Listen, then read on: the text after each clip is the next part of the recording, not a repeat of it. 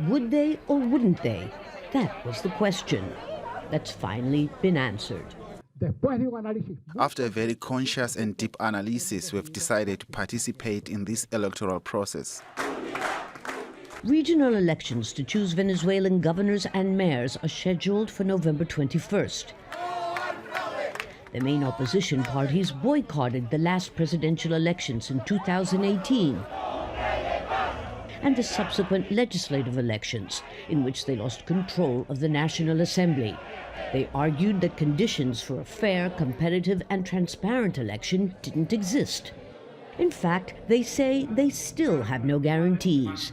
But the change of heart is proof that they no longer believe that continuing to bet on a self-proclaimed interim government led by opposition leader Juan Guiado is feasible.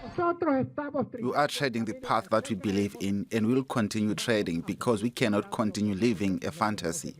President Nicolas Maduro congratulated the opposition, but could not resist taking a jab at Guaidó, who had favored boycotting the elections again.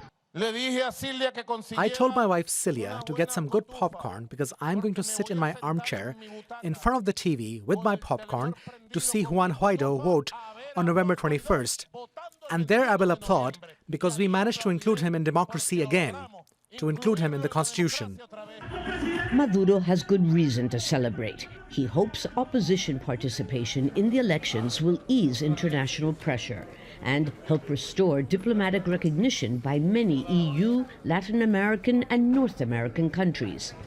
But participating in the elections also gives the opposition a chance to gain ground, especially while carrying out intense negotiations with the government to recover the independence of Venezuela's democratic institutions.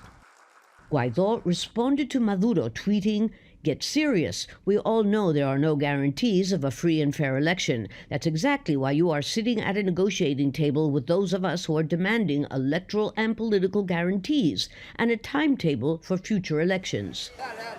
Maduro is demanding that the United States and Great Britain remove stiff economic sanctions in exchange for progress being made in the internationally sponsored negotiations taking place in Mexico City. For that to happen, the government will have to be prepared to make concessions that until now have been unthinkable. Lucia, Newman, Al Jazeera.